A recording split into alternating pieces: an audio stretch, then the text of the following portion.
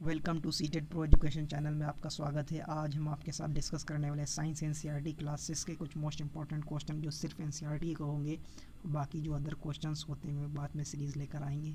चलिए बिना देरी के स्टार्ट कर दें। जो चैनल पर नए हैं सब्सक्राइब लाइक ज़रूर कर लें, बेल आइकन के साथ में सब्सक्राइब करें जो आने वाली वीडियो आपको पता चलती रहे। डिस्क्रिप्शन में सारी वीडियो की लिंक दी हुई है। सीटेड के जितने भी सब्जेक्ट हैं संस्कृत उर्दू को छोड़कर, लैंग्वेज को, बाकी हिंदी भी है, CDP, math, EVS pedagogy, math pedagogy और साइंस एसएसटी। चलिए बिना देरी के स्टार्ट करते हैं सेशन। पहला क्वेश्चन क्या कहता है, निम्नलिखित युग्मों पर विचार करना है कि वाहन जो चलता है, मोशन करता है, वो सरल रेखी गति में चलता है, पंखा आवृत गति में, झूला वर्तुलाकार गति में। उपयुक्त में से कौन सा सही है यह बताना है आपको। इसका जो राइट आंसर होगा दोस्तों केवल एक। क्यों होगा ये आपको बताते हैं। पंखा आवृत पीरियोडिक मोशन किसको बोलते हैं? आवृत गति। आवृत गति होती है जो एक पेंडुलम जो होता है, जो घड़ी में घंटा लगा होता है, जो एक निश्चित दूरी पर जाके एक दूसरी निश्चित दूरी पर जाता है, उसको आवृत्ति बोलते हैं, आवृत्ति गति बोलते हैं। वर्तुलाकार जो एक सर्कुलर में चलता है, तो ये पंखा जो होगा वो सर्कुलर कार होगा और झूला वर्तुलाकार होगा, आवृत्ति गति होगी उसकी, झूले की। झूला पीरियोडिक मोशन, पंखा सर्कुलर मोशन, इसलिए इसका उल्टा यहाँ पर लिखा हुआ था, इसलिए इसका राइट आंसर होगा 1। अगर ये यहाँ पर पंखे की जगह लिखा होता वर्तुलाकार गति और झूले की जगह लिखा होता पीरियोडिक मोशन या आवृत्ति गति, तो 1 2 3 दोनों ऑप्शन सही होते, इसलिए इसका राइट आंसर होगा ए। दूसरा क्वेश्चन कह रहा है कि अपवर्तन, परावर्तन, विवर्तन दर्पण में प्रतिबिंब के बनाने के लिए उपयुक्त में से कौन सी घटना आवश्यक है? 1 2, केवल 2, केवल 1 और 2, केवल 1 और 3, केवल 1 2 3, ये तीनों है। इसका राइट आंसर आपको बताना क्या होगा। जो इमेज होता है दर्पण ऐसे बनता है, ये दर्पण बना हुआ, अब इस पर इमेज बनाना है, इसके सामने कोई चीज़ रखी हुई कि कब बनेगी। यदि यहाँ से लाइट जाएगी और परावर्तन होगी तब इमेज बनेगी, प्रतिबिंब बनेगा। यहाँ पर लाइट पड़ी और लाइट परावर्तन होकर यहाँ गई, तब इमेज यहाँ पर बनेगी। फिर से आप समझ लें इसको।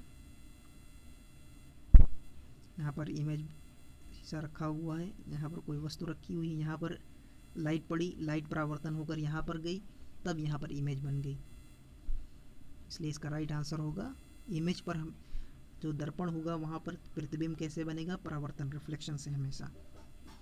अगला क्वेश्चन क्या कहता है, व्यक्ति वस्तुओं को देख पाता है जब वस्तु पर प्रकाश पड़ता है, हो सकता है जब व्यक्ति की आंखों पर प्रकाश पड़ता है, ये भी हो सकता है जब प्रकाश वस्तु पर पड़े और आंखों की तरफ आए या जाए, तो ये तो हो नहीं सकता। इसका जो मोस्ट अप्रोप्रिएट क्वेश्चन है, आंसर सही होगा सी वाला। क्यों सही होगा?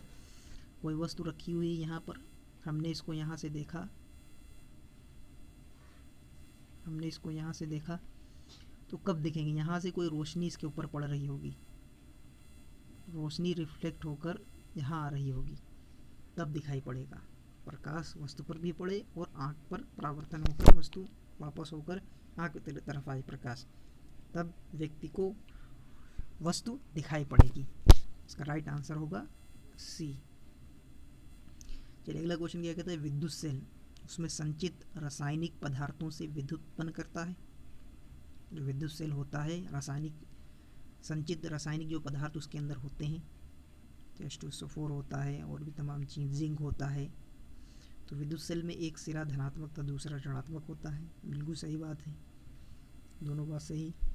विद्युत स्विच का उपयोग विद्युत धारा को प्रवाह रोकने या प्रारंभ करने के लिए किया जाता है, ये भी सही बात है। इसका राइट आंसर होगा 1 2 3 यानी डी।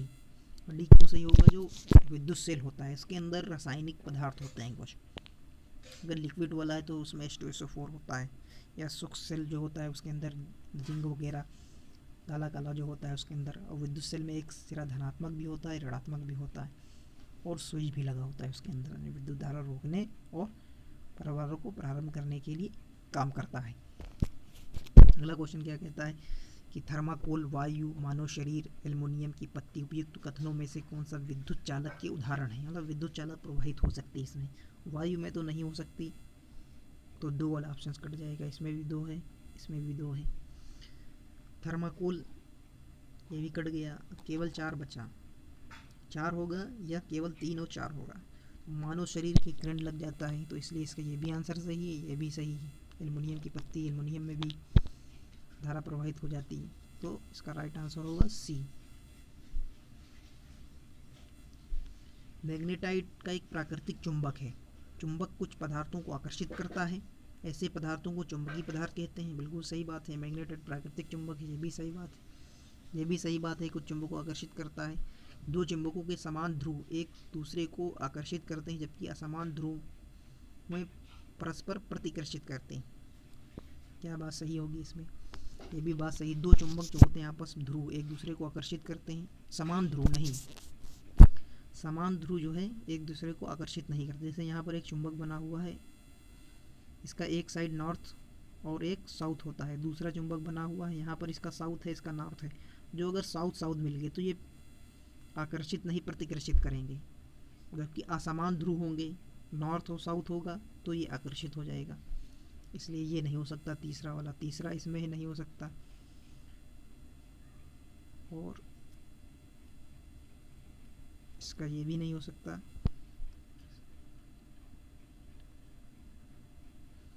और 1 और 2, इसका जो राइट आंसर होगा 1 और 2। अब दूसरा अगला क्वेश्चन कह रहा है वाष्पोत्सर्जन या संघनन किस कारण से? बर्फ जल से भरे गिलास, बर्फ में जल गिलास में जो है बर्फ पड़ा हुआ है और बाहरी सतह पर छोटी छोटी बूंदें एकत्रित होती हैं, किस कारण होती है? वाष्पन, संघनन या वाष्पोत्सर्जन? इसका राइट आंसर होता है संघनन, सी वाला राइट आंसर होगा। वाष्पन किसको कहते हैं? जब कोई यहाँ पर जो सूरज की रोशनी पड़ती है, पानी उछल कर वाष्पित हो जाता है, इसको वाष्पन कहते हैं। अगली बार क्या कहते हैं? वर्मी कंपोस्ट अथवा कृमि कंपोस्ट में लाल केचुए का प्रयोग होता है। इन लाल केचुए के संदर्भ में निम्नलिखित कथनों पर विचार कीजिए। लाल केचुए के दांत नहीं होते हैं, ये भोजन को गिजरड की सहायता से पीसते हैं। अंडे के छिलके अथवा समुद्री शंख सीपी का चूरा भोजन को पीसने में केचुए की सहायता करता है। कौन सा इसका राइट आंसर होगा? 1 2 दोनों या कोई नहीं? इसका राइट आंसर होगा सी। केचुए जो दांत नहीं होते हैं वो भोजन को गिजट की सहायता से पीसते हैं, और अंडे छिलके समुद्री शंख व सीपी का चूरा भोजन को पीसने में केचुए की सहायता करता है। अगला क्वेश्चन कहता है जलचक्र के संदर्भ में निम्नलिखित कथनों पर विचार कीजिए। वायु में जल वाष्पन तथा संघनन के प्रक्रमों द्वारा प्रवेश करता है। बिल्कुल गलत बात है। यहाँ संघनन की बात अभी कहाँ पर हुई? गिलास में जब कहीं बर्फ होता है रखा, उसके बाहर बूंदें आ जाती हैं, उसको संघनन कहते हैं, तो ये ऑप्शन नहीं हो सकता। जल को पृथ्वी के पृष्ठ पर पुनः वापस लाने के लिए वाष्पोत्सर्जन प्रक्रम होता नहीं, वाष्पन की प्रक्रिया होती है। वायु में पृष्ठ जल से बादल बनते हैं, बिल्कुल सही बात है, और वर्षा होले तथा हिम के रूप में जल पुनः धरती पर वापस आ जाता है। इसका राइट आंसर यही होगा, तीसरा। आई होप आपको क्वेश्चन पसंद आए होंगे। ये सेशन पसंद आए लाइक से सब्सक्राइब जरूर करें। अगले सेशन तक के